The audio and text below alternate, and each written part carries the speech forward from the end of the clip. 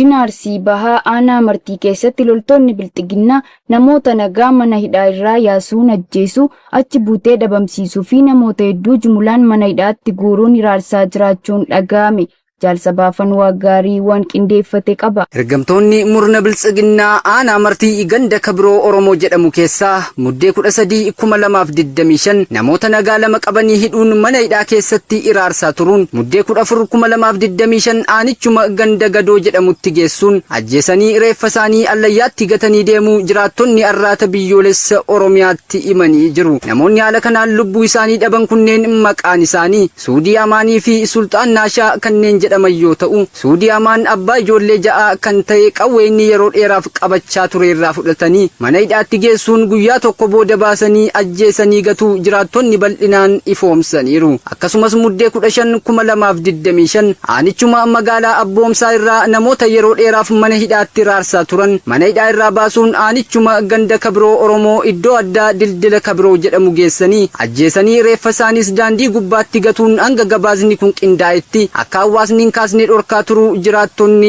ibsaniiru. Namoonni haala kanaan lubbuun isaanii darbee Maamushii fi Abbaas kanneen jedhaman yoo ta'an, Maamush dhalataa Soddoo Daacii akka ta'ee fi magaalicha keessatti hojii humnaa hojjetee dafqa isaan kan of jiraachisu ta'uu jiraattonni himuun, namni biroon eenyummaan isaa hin beekamne tokko kan isa waliin ture mana hidhaa irraa baasuun hanga gabaasni kun qindaa'utti achi buuteen isaa dhabamee jiraachuu jiraattonni dabalataan arraata biyyoolessa Oromiyaaf eeranii jiru. Oduu hidhaa fi saamichaan ammoo muddee 15 2025 aanichuma ganda Faraqasaa iddoo addaa Gooda Garbii jedhamu keessaa maqaa ijoolleen keessan miseensa waraana bilisummaa Oromooti jedhuun namoota hedduu mana hidhaatti guuranii qabeenya isaanii saamaa kan turan yoo ta'u, namoota kanneen keessaa muraasni maqaan nu ga'e Khaliil Burqaa, Maammaa Aliyyi, Sulxoo Hasan, Muhammad Amaanaa fi Seeyilaa Huseen kanneen jedhaman yoo ta'an, namootuma kanneen jalaa loon 30 fi midhaan akka saaman jiraattonni arraata biyyoolessa Oromiyaatti himaniiru. Kana malees aanaa Martii gandoota garaagaraatti irra deddeebiin hawaasa nagaa ajjeesuu fi maqaa garaagaraa itti moggaasuun midhaan irraa kaasee hanga maallaqaatti humnaan dirqisiisanii irraa guuraa kan jiran ta'uu gabaasaan nu qaqqabee inni ifoomsa.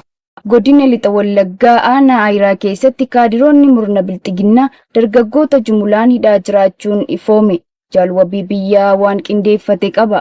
Godina Lixa Wallaggaa aanaa Ayiraa keessatti kaadiroonni sirna biltsiginnaatti badheen gaddaa jechuun muddee 13 2025 irraa kaasuun yakka tokko malee dargaggoota daandii gubbaatti argan mara jumulaan qabanii gara mana hidhaa isaaniitti guuraa turuu jiraattonni bakkichaa arraata biyyoolessa Oromiyaatti himan. Akka jiraattonni jedhanitti roorrifamni murna biltsiginnaatiin nurra ga'aa jiru salphaatti waan dubbatamee dhumu miti. Irra deddeebiin yakka dalagan osoo hin qabaanne ilmaan keenya ajjeesuun gatu, gariin ammoo hidhanii dararuu jabeessanii akkumatti ufanitti jiru jechuun dabaluun dubbatu. Waraanni gabroonfattootaa dirqama gooftaa isaanii koloneel Abiyyee Madiin fudhachuun goleewwan Oromiyaa keessa bobbaafamuun ilmaan Oromoo irratti daba seenaan hin dagannee fi daangaa hin qabne raawwachuu bartee taasifatan hammeenyummaa isaanii gara jabinaan guute sanaan uummata nagaa maqaa itti maxxansuun da'oo godhachuun dararuu, ukkaamsuun, dhabamsiisuu, hidhuu fi ajjeesuu akkumatti ufanitti jiraachuun isaanii dhugaa hin haalamnedha. Godina Walloo aanaa Dawwee Harawaatti hidhattoota bilxiginnaan gochaawwan safuu hawaasaa cabsanii fi dhiittaan mirga namoomaa dargaggoota irratti raawwatamaa jiraachuun barame. Jaalkennaa sabaa waan qindeeffate qaba. Kaaba Oromiyaa godina Walloo aanaa Daawwee Harawaatti milishoonni biltsiginnaa muddee 10 2025 irraa eegaluun ganda Godaayyuu jedhamu irraa dargaggoota lakkoofsaan hedduu ta'an maqaa hidhata woboo qabdu jedhuun hanga yeroo gabaasni kun nu dhaqqabetti dirqiin walitti qabanii ukkaamsuun akka waan mana hidhaatti galchanii sobanii fakkeessuun booda irra osoo hawaasni hin argin halkan iddoo ofii isaaniif eegumsa naannoo jechuun taa'an baadiyaa Warsaameetti jedhamu dargaggoota kana buufachuun huccuu fi kophee irraa baasanii nyaata fi bishaan dhoorkatanii lubbuu ol adeemtota kanneeniin qoosaa jiraachuun himame. Dargaggoonni aanaa Daawwee Harawaa ganda Godaayyuu irraa qabamuun yeroo ammaa milishoota sirnichaan gochaawwan safuu hawaasichaa cabsanii fi dhiittan mirga namoomaa akkasumas kan uummaticha ittiin jiilchuuf gochi badii kun irratti raawwataa jiru keessaa kan maqaa arganne dargaggoo Adamee Abduu, Sa'id Nuuruu, Muhammad Abduu, Indiris Said, Indiris Adam, Muhammad Bakru, Ibrahim Hassan, Muhammad Dawe, Muhammad Awal, Hussein Sheikh Adam, Jamalee fi Miftah kanneen jedhaman ta'uu fi dargaggoonni borii Oromiyaatiif abdachiisoo ta'an kun beelaa fi dheebuu dabalatee ammaan tana haalli isaanii akkaan ulfaataa ta'uu hordofee fayyummaan isaanii yaaddessaa ta'uun eerameera. Akka jiraattotni ganda Godaayyuu dubbisne jedhanitti dargaggoonni gochi ciggaasisoon milishoota murna biltsiginnaan irratti raawwatamaa jiran kun maatii isaanii hojii qonnaa gargaaruun kan jiraachisan malee addatti yakka dalagan tokko illee kan hin qabne oggaa ta'an gara jabeeyyiin maqaa waraana bilisummaa Oromoo daldala dhuunfaa isaanii taasifatanii namoota ittiin dararan ergamtoonni sirnichaa kun ammoo maqaa hidhataa fi qunnamtii woboo qabdu jedhuun ragaa tokko malee dargaggoota abdii boruu kana beelaf dheebuun dararaa huccuu fi kophees irraa baafachuun dargaggoonni kunneenii fi hawaasni onichaa gochaa kanaaf akka jiilanii fi xiinsammuun isaanii kallattii fi alkallattiin tuqamee jireenya irraa abdii muratan taasisaa jiraachuu maddeen dubbisne kun ibsaniiru. Godina Bunnoo Beddellee aanaa Daaboo Haannaa keessatti maanguddoon tokko waggaa tokko olii hidhamanii dararamaa jiraachuun dhaga'ame.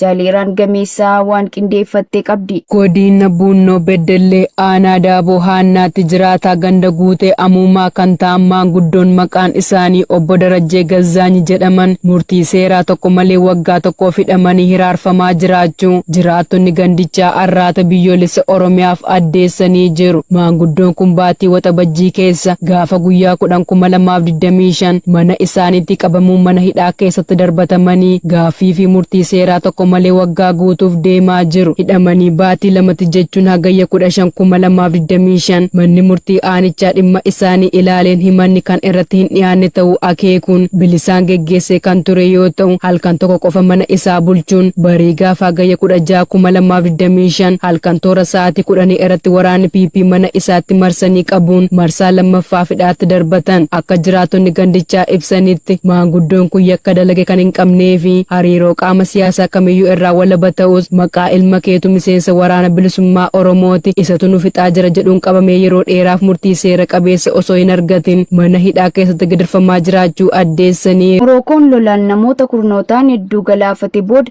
gargaarsa hatattamaa guutuu biyyattiitti eegalte.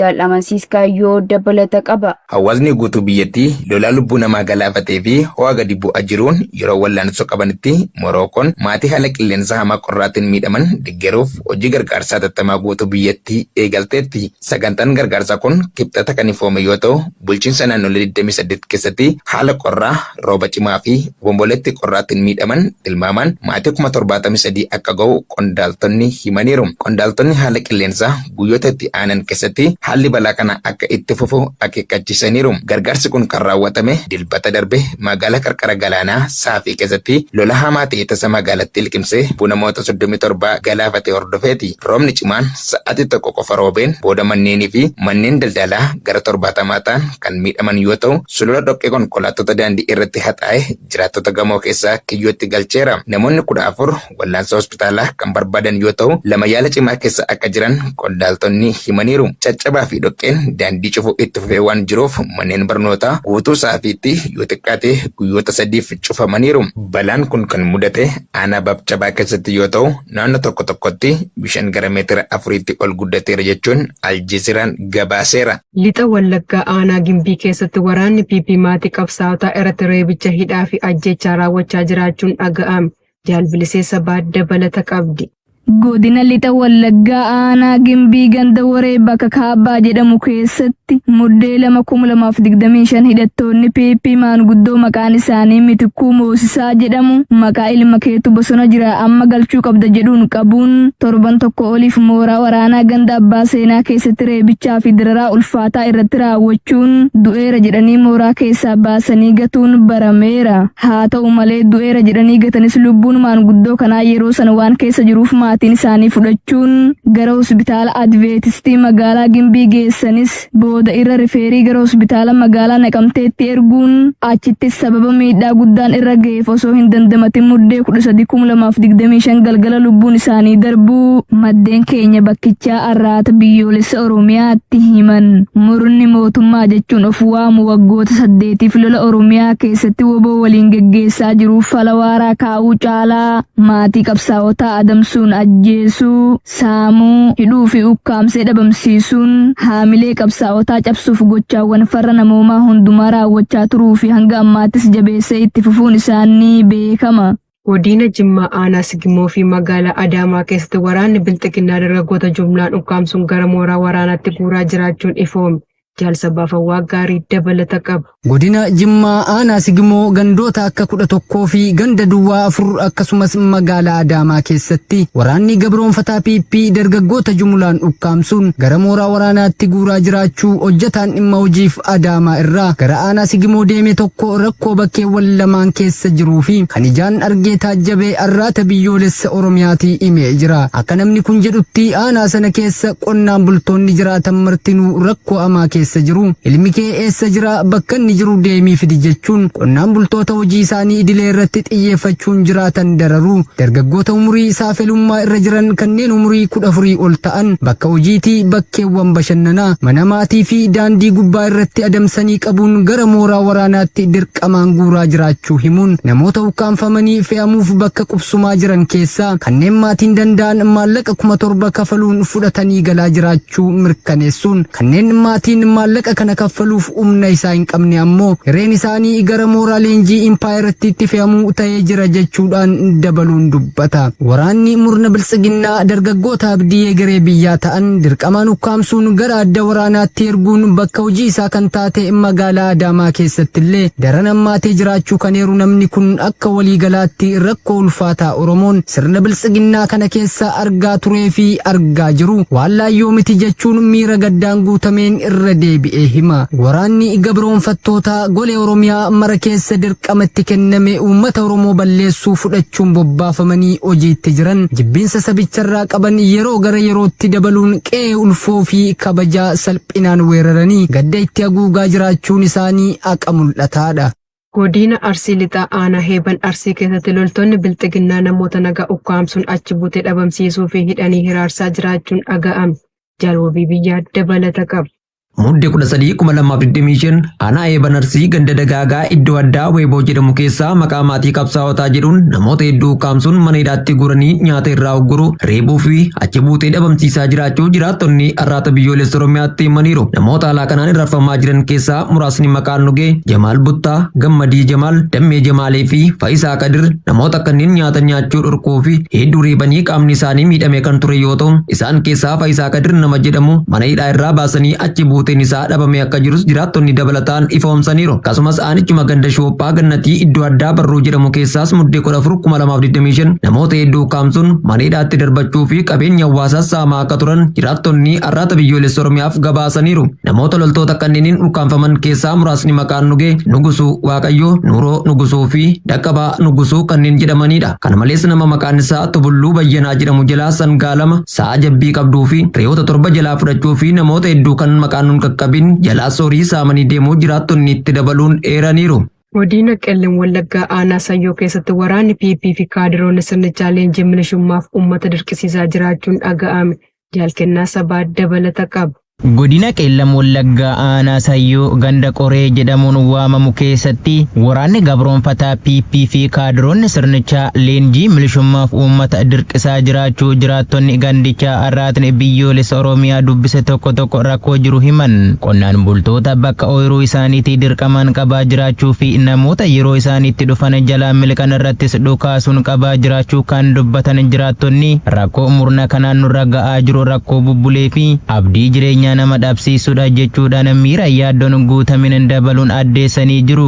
Mooraa waraana Empaayeraa Itoophiyaa lubbuu ilmaan Oromoon gabbisuuf jecha kanneen hojjetaa jiran ergamtoonni sirna bututaa biltsiginnaa waraana lakkoofsan hedduu ta'an oomishuun Empaayericha utubanii dhaabuuf akka tooftaa siyaasaa fi imala sirnichaa baraarutti fudhachuun uummata Oromoo xiqqaa fi guddaa osoo hin jenne gara mooraa isaaniitti guuraa turuu fi jiraachuu isaanii irra deddeebin isiniif gabaasaa turuun keenya ni yaadatama. Hindiin mormii Daakaa irratti ergamaa Baangilaadesh waamte. Jaalamastis kaayyoo dabalata qaba.